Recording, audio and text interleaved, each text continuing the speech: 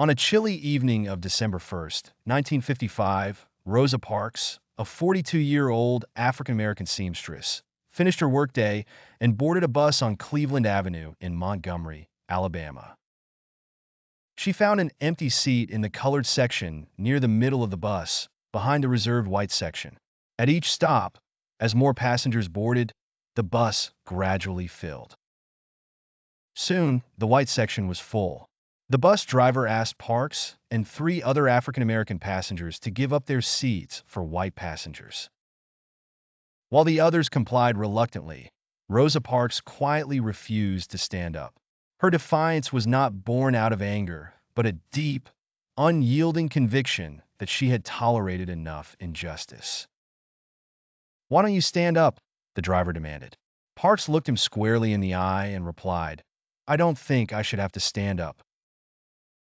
She was swiftly arrested and fined for violating segregation laws. News of Rosa's arrest spread like wildfire through the African-American community. That night, E.D. Nixon, a prominent leader in the local NAACP chapter, and other activists began planning a boycott of the Montgomery bus system in response to her arrest. The boycott was launched on December 5th, the same day Parks was found guilty and fined $10 plus court costs.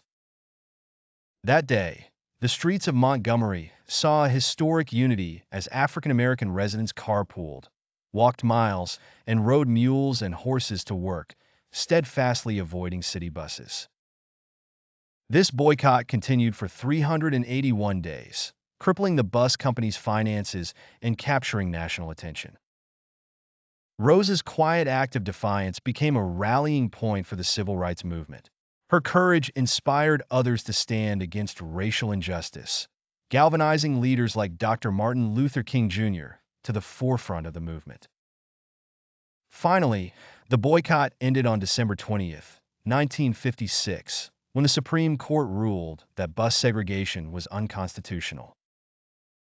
Rosa Parks' bravery ignited a movement that brought about monumental changes in the struggle for civil rights in America.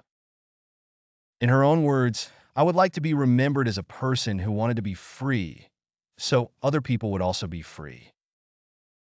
Years later, her quiet courage continues to inspire generations to fight for equality and justice for all.